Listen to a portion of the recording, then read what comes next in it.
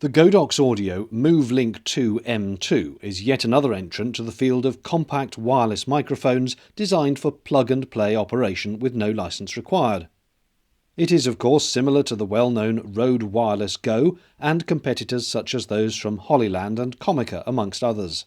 Having reviewed this kind of mic before, I'll do exactly the same suite of tests so as to keep the reviews comparable to each other. The first point to note is that all audio in this review was recorded using the inbuilt microphone on the Godox, except where noted, and it's going into a Sony AX43 camcorder, which has remarkably good and quiet audio preamps. Let's start with what you actually get for your money. The system has two tiny transmitters and a receiver which attaches to your recorder using 3.5mm jacks, with standard TRS and TRRS types supplied for audio gear and phones respectively. Each transmitter weighs just 28 grams and is sized similarly to the competing unit from Rode. The transmitters have a built-in microphone, so you can use them just as is, but, like the Rode device, also feature a 3.5mm microphone socket for plugging in an external lavalier mic, and indeed Godox supply two such mics in the box.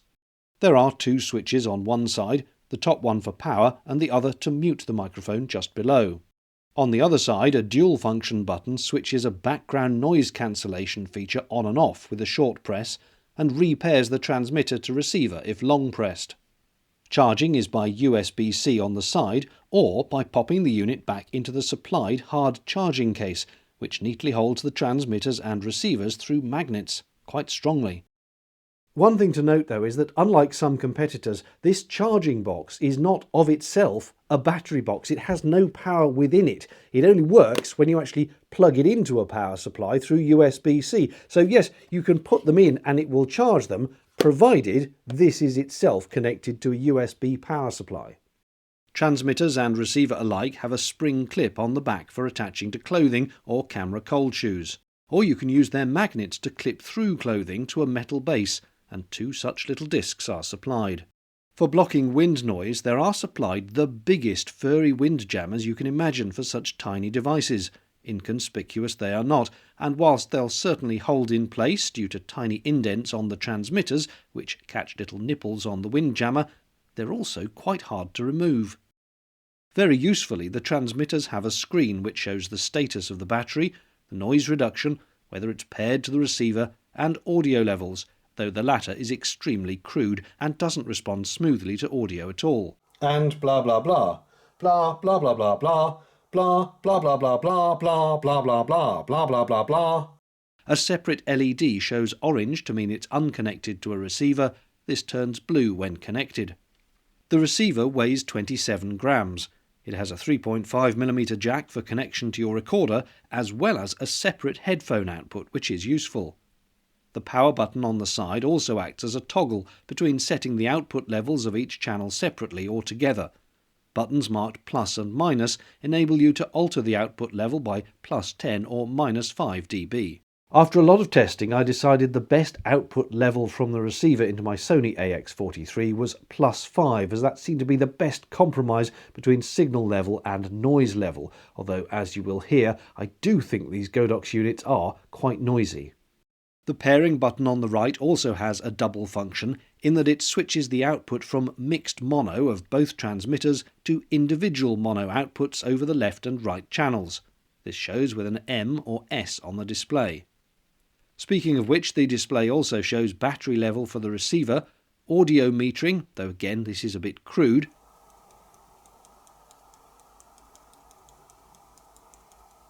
One, two, three. The receiver's output levels are displayed, plus the battery state of each transmitter, which is useful for a camera operator to be able to see. The key question, of course, is how do they sound? So here is a comparison with various other similar microphones.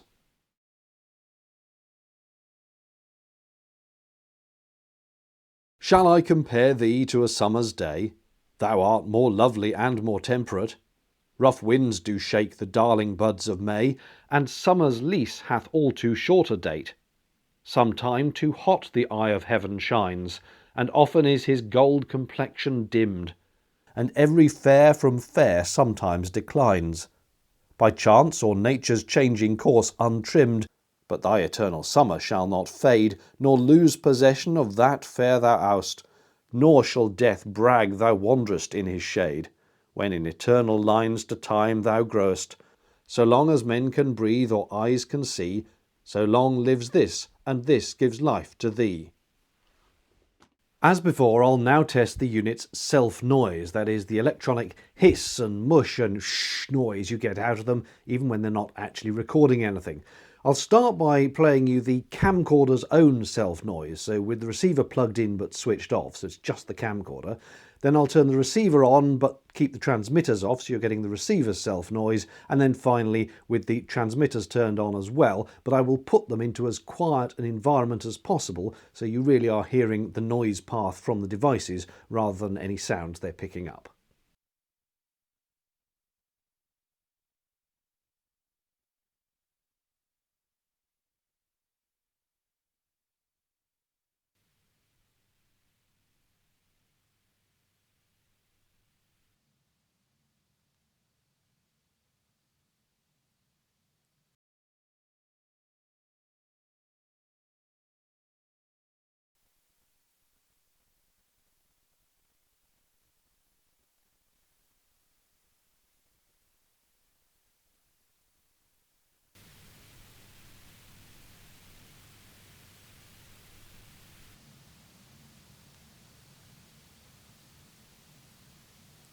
As you can see, I have the transmitter clipped to me here with the giant wind jammer on it. I also have a fan here, so what I will do is initially turn the fan on and let it blow straight into the microphone, directly into it, and then I'll turn sideways so it's blowing across it, and then I'll take the wind jammer off so you can hear how it actually is. So, first things first, fan on. Let's turn it on to full blast. That is a fair wind now blowing across me, and hopefully you can hear me sounding nice and crystal clear, hopefully, if the wind jammer is doing what it should be doing. Now let's turn sideways so that the wind is directly across the microphone. Again, just giving it a different test, and hopefully again my voice still coming out nice and clear. But what I will do now is take the wind jammer off. This can actually be a bit fiddly, I've discovered. Not least because you end up pressing all the buttons on the receiver as you do it, but I suppose it's not something you'd do that often. Oh, there we go. Right. Nearly muted the microphone as we go, and there is the wind blowing across it, and then there it is with the wind blowing directly at it. So hopefully that gives you an indication of how good this giant wind jammer is. The transmitters are rated for 100 metres range in direct line of sight, open, clear conditions. So for this test, I've come back to the same location that I did, I think it was the Comica microphones on, which were also rated at 100 metres. It's Vines Park in Droitwich, if you're curious. And over there is a canal lock, which is 100 metres away according to Google. So what I'm going to do is scamper up to it and then walk back, just talking the whole way so we can see where the microphones cut in, or indeed if they keep the entire range for the 100 metres. Right, I'll scamper and stop waffling. Well, according to Google, that is 100 metres, so I'm now going to start walking back from the lock across the park, past the canal and the River Sal walk to my right. And I'll just keep chatting away, and hopefully if there's any interference or the microphone cuts in or out, you'll be able to hear it. I can smell quite a strong smell of weed from somewhere around here. Someone is clearly having a gentle joint on an afternoon in the park. It's gone away now. There we go. It's gone off in the breeze as I continue to walk towards the camera. Whether you can see me or not is another matter entirely to whether you can actually hear me. However, we shall find out in a couple of minutes. As I continue to walk towards the camera, I can now see it in the tripod, hidden in the shade of a tree. Definitely got line of sight now, so I would certainly hope that this is very audible. And I'm estimating about 40 metres more until I get back to standing right in front of the camera. And we'll have a little check at how that is doing. I mean, the actual likelihood of people using the microphones really at their 100 metre range is probably fairly small, but you want them to be reliable over a short distance, I suppose. So the longer the distance they're rated for, the more reliable they'll be when close up. All right, 10 yards, 15 yards maybe back to the camera. I'm out of breath. And it's a very warm day. I look silly in this jacket, but I wore it so I could pin the microphone to it. Anyway, there we go. That is the range test of the Godox microphone. I need an ice cream now. For the noise reduction test, I've returned to my favourite pedestrian overpass. There's 2 lanes of traffic doing 60 miles an hour that way and 2 lanes of traffic doing 60 miles an hour that way. There's also a railway bridge there, but the trains seem fairly infrequent. You've got the M5 motorway a couple of 100 yards in that direction. That's more of just a background roar. And I've got the windjammer on because it's a little bit breezy and I don't want the wind noise to be a distraction to the purposes of the test. Now the idea is that when I press this button,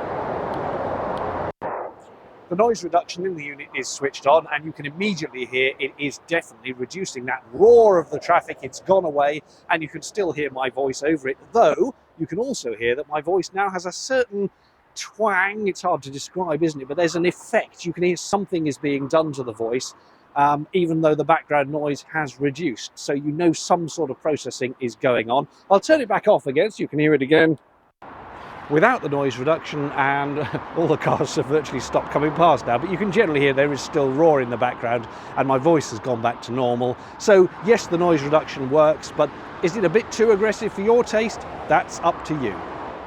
Some conclusions then. Whether these are right for you, only you will know, and hopefully the tests I've just done have given you the information you need. They are very comparable, I would say, with a lot of the other units on the market from Rode and DJI and Comica and Hollyland and so on. Each has their own particular strengths and weaknesses. I like the fact that these are compact and lightweight, very easy to use. Do you know, a silly thing, I like that they don't switch themselves on when you take them out of the charging case. That sort of irritates me on some of the other ones.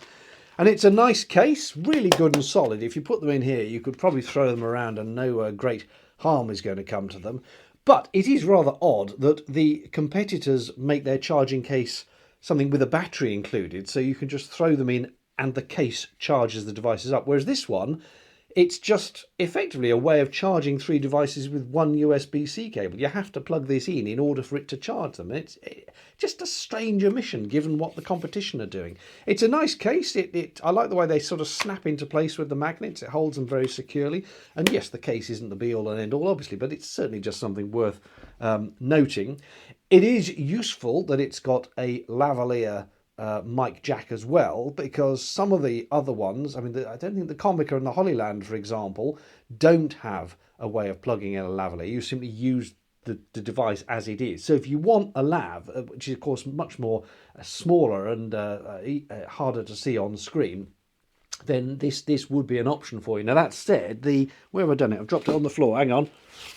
The lav that comes with it, not great. I have to be honest. Sorry, Godox, but it's really not good. I tried plugging in a Rode lavalier into this and, oh, the difference was night and day. So it's nice that they include a couple of lavs, but they just sounded a bit dull and muddy, I suppose. Yeah, muddy is the word, I think, for those. So a nice inclusion, but I'd probably go and spend the money on a better one as well. I like the fact that they've got this magnetic back, because the number of times I've wanted to record something like this only wearing a t-shirt and I've got nothing to clip the mics to. So it is really nice that they've got a magnetic back and come with these little magnetic discs, 3 of them. But as you can see possibly, if you start moving at all, I wouldn't rely on that to stay in place. You've got to stay fairly still, even just moving around like this. Is it going to fall off the t-shirt? But look at that, it's now sticking out forward. It's very close to coming off. So it's a nice idea, but it's not quite secure enough. I would never rely on that at all. What was the other thing I dropped on the floor? Oh, the other windjammer. Yeah, the windjammer, very good, obviously. Worked both in the tests with the fan and also outdoors when I was doing the range test. It is massive, though. I mean, the actual size of the microphone, I don't know if you can see that in there. The size of the mic is a tiny little blip. And then there's this giant thing on top of it, but I suppose because it's giant, that is why it works. Let's look at some comparisons price-wise. I just had a quick look on Amazon. So at the time of filming this, the Godox And it comes in various versions, but the one I have, which is the 2 transmitters, the receiver, the hard case, the cables, all that, is retailing for about £200. Now the Rode Wireless Go 260, the DJI 290, the Comica Vimo C though 160, and the Hollyland Lark M1, which is a tiny little thing which doesn't have a screen, but if you just want a cheap and cheerful, relatively cheap and cheerful wireless mic, that's on at 130. The difference being, as I mentioned, that this one does have that socket for a plug-in lav. So if you were umming and ahhing between, say, the Comica and this, but you want to use a lav, well, the Comica doesn't have an external socket for an external lav, so this would be the one to have. The noise reduction on this, it's very clever, I know, trying to get rid of the background noise, but as you heard, it's clearly too strong. And again, this was something I found on the Comica mics. It's trying too hard. Now, you don't want to get rid of background noise. If you had a scene where there was obviously stuff going on and there wasn't any background noise, it would just look weird. You just need to bring it down enough that you can hear the voice nice and clearly. So I would say to Godox, turn it down a bit. Surely that's something they can tweak in a firmware update. So it just makes the voice pop a bit, but doesn't actually try to get rid of the background noise as much as it did, because it was clearly affecting the voice far too much. And then the final thing, and I say this about most small wireless devices, but it's a bit too hissy, a bit too noisy when you're just listening to silence with this. And yes, I know there's a certain amount of room noise. There's always ambience that a microphone will pick up. But even when you put it in the quietest possible environment and listen, you can hear the electrical hissy, mushy noise. And this is too loud. And I've said that about other ones, but this I felt was even a little bit louder than them. In a room like this, if you've got headphones on and you're listening to me now, you will hear that hiss. And it's not just room ambience, it's noise off the transmitter. If you're outside, like when I did the distance test or anything like that, the overpass test, obviously the ambient noise will mask any hiss that the transmitter is putting into the signal. But I don't like the fact that it's there. So in conclusion, I suppose these are as good an alternative as any of the others. They have their advantage of having the mic jack. They don't have any internal recording, but then these cheaper ones don't. You have to go up to the Rode or the DJI, I think, to have internal recording. Does the DJI have internal recording? I think it does. I'm not 100% sure on that. But anyway, this one doesn't. But it is a perfectly competent mic. I quite like the sound of it. So if it fits your requirements, decent enough, I think, for the price. I mean, at this kind of audio level, you're not going to get pro grade stuff. You're spending over £1,000 or something if you want to start getting broadcast standard stuff. But at this kind of price point, does the job perfectly well, I think. Anyway, hope that was useful. Thanks for watching. Cheerio.